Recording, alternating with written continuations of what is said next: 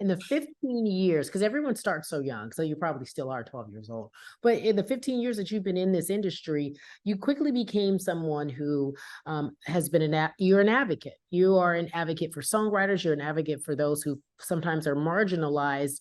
Do you like that term, being called an advocate? Is that an appropriate term for you and what you do? I mean, I guess, if you would, out of all the words that you could use to describe me, that's a good one. But I think I'm just trying to be the best human that I can possibly be. And I always try to treat people how I want to be treated.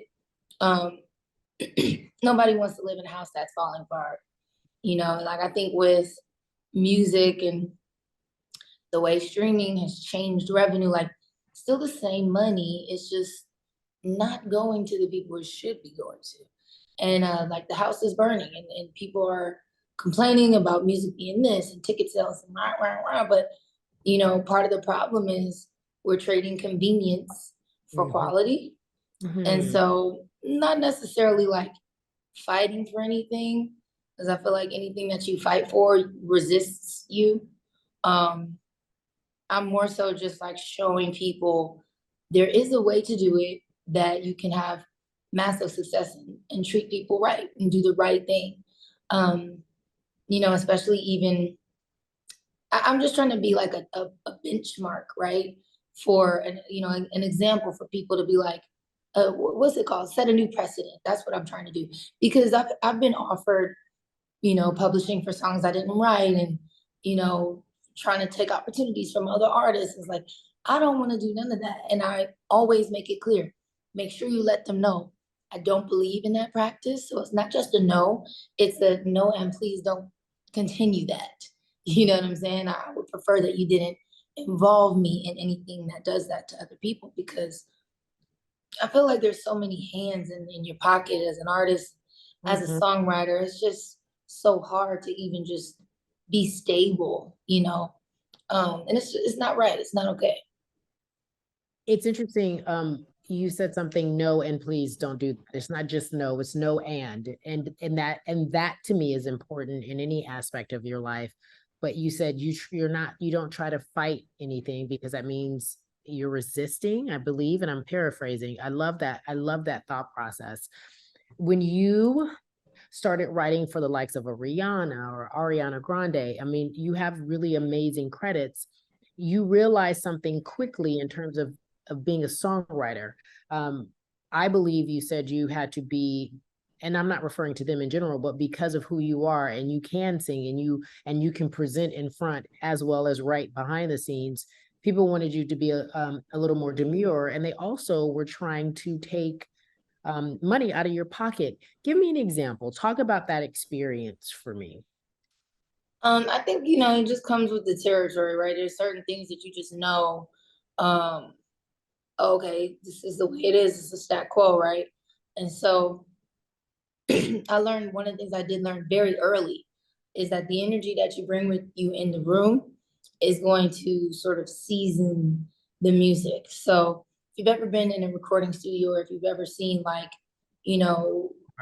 when they have like on the news sometimes, the phone calls or the 911 calls, and you see the little frequency line going up and down, right? That's what it looks like in the studio. And it's a bit different, but same concept, where when you sing on the mic, it writes, a frequency into the program. Well, that frequency is happening all the time, whether you see it or not. And just like, I always give the example of when you tell someone, oh, I love you so much, you feel that it feels a certain way. Or when you say, oh my gosh, you're a bitch, like you feel that, and it makes you angry, or however you want to feel about it. And so it matters, the energy that you bring into the room. If I ever had a moment where I did not want to do something, or didn't want to work with an artist, or felt like I was, going to be in a horrible situation, you can't predict those things, right? Because it's like you go in the studio and you make something incredible, and here comes the vultures. But for the most part, when you go in, you enter into the space with the highest intention. I would always sit in my car and say like a little prayer affirmation before I got out. Thank you for an amazing song, #1 song. I thank you, for channeling through me today. And you just open yourself up to possibility. And that helped me from, getting too in my head, because I'm a channeler when I write. It's not like really, I'm a genius. I'm coming up with the stuff myself. I'm literally just like opening my mouth, and I'm surprised a lot of times at what comes out. And I don't take all the credit. I'm just the conduit. And so you can't have any negative, skewed energy frequency when you're operating that way. Absolutely. I mean, and it's the wild, wild west out here, man. The business is what it is. It's been like this for years. And the only thing you can do is just operate at the highest level that you possibly can. It's not specific to any artist, any manager. Just sometimes situations arise and they're not really the most favorable.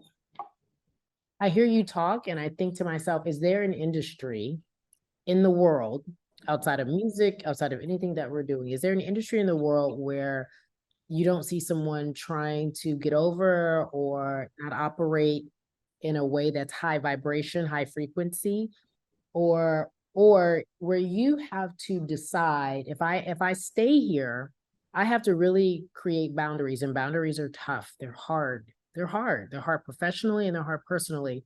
And then the cost of creating boundaries and living by those boundaries could also reflect negatively on how people want to work with you or how they feel. Yeah, they label you difficult. Until you get enough points on the board to establish yourself as someone who is viable and who consistently can create things that hold value, they're gonna look at you and be like, who you think you are? You just need to be happy you're not cleaning my toilets. Like, it's definitely that. And especially being a Black woman, you can feel the energy in the room where people are just like, who told you to be so confident? Who told you to be How dare so you? sure of yourself? How dare you? Exactly. Like, go get my coffee. And you just have to understand it's the human condition. It's not personal to you. It's not, people like to say paying your dues. I feel like that's a little bit deceptive. Every person in the world, no matter who it is, no matter what it's for, it could be a nonprofit, it could be, supposed to be saving the children, it could be whatever. At the core of you, if you're not doing the work and you're not on this planet with the understanding and purpose to express your highest version of yourself, there's going to be, on a scale of big to small, like there's little boo-boos and uh-ohs that you shouldn't be doing. And then there's big, huge things that affect, millions of people. And that's just the way humans are until they learn there is a better way to do things. Yeah, it is the human condition, which is why it's in every industry and across the board. But there's an extra layer of what I like to call texture when you are a Black woman. If you think about from the moment you started in this business to where you are now, how would you describe it? Would you describe it? And let's use references that people could explain. Let's say when you first started, you were enjoying your appetizer, and have you gotten to the point where you're like, I got this entree and I got this dessert, and when I walk in the room, I'm just making up like an example of having a little to a lot. How do you describe your journey of being an artist from 15 years ago to today? I would say my journey of being an artist from then to now is I just feel fulfilled and like whole. But I've always, been a bit head in the clouds, delulu, where when I didn't have 2 pennies, I still would save those up and, have the best experiences I could have. I was telling a friend the other day, is like, I didn't have the money to do this, but in the beginning of my career, I flew to Paris just to get some Christian Louboutin custom shoes because I really wanted them.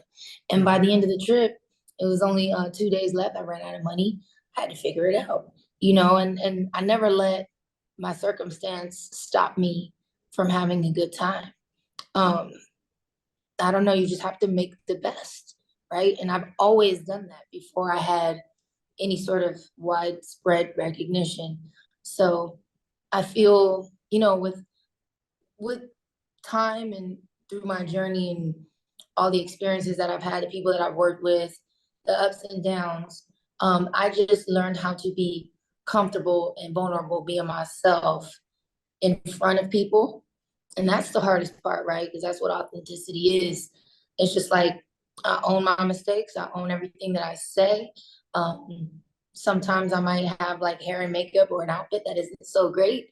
I own it. Like I don't feel ashamed or embarrassed by any of my choices. I'm not afraid to fail or look goofy or make a mistake. And that is an amazing place to be, especially when you're doing it on the world stage. Yeah, and that's the opposite of where most people live. I have the same Louboutin story. I saved up all my little pennies, went to Paris, and I bought them shoes and didn't have no more money to eat food. I remember like it was yesterday. I was like, it's okay, it's fine. As long as I got What my is he Louboutin. putting in They the were custom, shoes? but Because they're I was not even cute though. comfortable. Yeah, but Like, they're not even comfortable. Gave me corns, but I remember I just had that. I was gonna live. You weren't gonna tell me I couldn't live. I'm gonna walk around Paris and enjoy the architecture with my shoes. exactly. I'm gonna eat off this one croissant for the rest of my Yeah, trip. for the whole time you're there. I think it's special. I'm really curious when you write like your first two LPs, you were a writer for all these major artists, but then you do your own work, these two LPs. What's the difference between writing for someone else and writing for yourself and creating the work that you love? The difference between writing for myself and writing for someone else technically isn't, there's no difference because it always comes from, as I said, channel, right? Writing for myself though, I know who I am, I know what I will and won't say, things that I don't want to project onto myself or anyone else. Writing love songs is so easy for me because that's just who I am. I believe in romance, I believe in fairy tales. I read a lot of like romance novels and things like that. And so that's second nature to me. Um, I just want to make people feel good. Like I know exactly what it is that I'm looking for sound wise. And it's a lot easier to make music for myself because I don't have to go through all these filters, right? So like when I'm in a service position, when I was, because I don't write for others anymore, at least not right now, and I don't plan to in the near future. I just want to take some time to explore myself. But when I was in the service position, it was like you had to kind of dig a little bit, do extra work, and find out like where are you at in your life, you know, what do you want to talk about, where do you see this music being played, are you in the club with it, are you trying to make stadium music, are you trying to make something that you can sing acoustically, or do you really want to showcase like your voice or the lyrics? You have to figure out what the artist wants to do. And I think that's probably the best thing is that I don't have to go through that anymore. I can just, you know, wake up and be like, this is how I'm feeling and this is what I want to make. Yeah, this is what I'm writing. Well, for me, I would think that would be a tremendous amount of pressure. That would make my stomach hurt, especially if and by the way, which is why you do what you do. Especially if you're writing for an artist that's already proven and has a style. Maybe that's even easier, perhaps, if they already have a style and the way they want to go about it. But tell me about a difficult time in the studio, or what's arguably the most difficult time for you as a creator, not necessarily dealing with anyone else, but for you when you are in studio and you're singing and you wrote it and it doesn't come out the way you want it to, or it's not quite hitting exactly as you wanted to. I'm assuming you've had those moments because artists are so very mercurial and protective and precise. So I would think that you would want it to be perfect or the vibe to be real and what you want. And then you want that to come out the way that you feel. Absolutely. I've only had a couple moments that weren't very becoming. It was like, maybe when the producer, like I don't need a lot of coaching and help, you know, hand holding when I'm working. I just kind of need you to like, you know, play me what you got. Let's get a little chord progression going and then leave and come back in 45 minutes, you know? Oh, wow. Yeah, I mean, I write really fast. And I think the only time when it was like difficult or it felt like it was kind of like, you know, start and stop was when I was in the room with somebody who was just constantly like picking apart the idea before it sort of presented itself as it wanted to be. Because I really think that, yeah, I think like the songs tell us what they want to be. If you really pay attention, they sort of like form themselves. And so when you have somebody that's like, yo, can you change that lyric, or I don't like that melody? Like, fam, let me do me, please. You know Yeah, what I'm or saying? let me do it and then come back with your critique before you Yeah, like I don't don't piss even know me what you off. want to do. So, Yeah, like yeah, right, right. you Do you know, off base when you're dealing with someone like a producer? Do you say, wait, give me a minute, let me just figure this out first? Do you say I'll that? try that. I'll try that. But then if I feel too much resistance, whether it comes from the artist or the producer or even another co-writer, I'll just be like, you know what? I'm gonna take a break. I'm gonna go get some yogurt, maybe take a walk. It's kind of cold in here. I'm gonna go thaw out. And I Mhm. let them have it. Like maybe there's something that y'all really need to get out. When you need me, I'll be here. And Wow. there have been sessions where I just completely sit there and do nothing. And I don't ask for anything either. Like, that's the thing too, where people just because they're in the room, they want a percentage. I don't believe in that. I don't do that. Wait, say that again. Um, It's because they're in the room, they want to what? they want a percentage of the song. Oh, Yeah, wow. like they're like, well, I was in the room, I helped the inspiration. Like, no, Wow, wow, wow. Wait, no, so we don't do that. And it's because I'm a channeler, right? That I know that that's not true. There's no way because I'm getting these downloads directly. wait a second. So if I am a Cari champion is the reason I am asking you these ABC questions is because I just don't get it. Like I'm not in your world. I don't understand it. So I don't get it either. yeah. So wait, you telling me I could quote unquote say I'm a writer. I'm sitting in the room. I don't do anything. And I can Why? percentage because if you decide to go a totally different direction, I'm like, no, I was a part of the inspiration. I was the vibe. I want to get paid. People get paid that I've way. had that happen to me several times, literally where your publisher, your manager, we set up a session, you come and we're supposed to write a song together, but I'm so fast, right? A lot of times I will have to intentionally, purposefully include, like, what do you think about this? Because it's almost like, like when you're watching tennis and it's just going pack, pack, pack. But you're Mhm. not playing with somebody who is as fast as you. So you got to slow down, Mm. and that's really annoying sometimes. Yeah, Coco So Golf just said it. She just said it. Play was too slow. I'm exactly. No, annoyed. seriously, like it's Yeah. exactly like that. Like, listen, you need to be ready when I'm ready. Like this is at the highest level. I can't slow down for you. Um, and so I've had moments where I'm going so fast and it's coming, that literally the co-writer is sitting there like, how is she doing this? And how many times have I heard like, did you write that right now? I'm like, yeah. Mhm. Mhm. Wow. That Yeah, and probably then they submit the splits afterwards, and it'll be like 25%. It's like, of what, girl? What did you do? wait, Do do you anything? you can negotiate that, correct? I mean, in the beginning, now I can. Now I'll just because I'm willing to walk away. I'm just like, oh, you know what? Forget, throw the whole song away. I don't care. Um, but in the beginning, I had to be strategic, right? Because if it was like a Mariah Carey or a Madonna, right? I want that placement. I want that credit. Because Yeah, it expands my brand, yeah, right? And expands my network. yeah. And so sometimes I've taken it on the chin just so that I could get that credit. Because a lot of those artists, like legacy artists, they don't play that. Like if you don't get the splits together, they won't use the song because they don't want anybody coming back later and trying to claim anything and hold up money. So I've had to be flexible in the past in order to gain a certain amount of status as a writer with the credits that I earned. But now I don't do that. And people be asking for publishing managers and artists like just to sing the song. No judgment to people who do that, who allow that to happen, but that's not a boundary that I can allow to be, moved. In my case, I can't do it.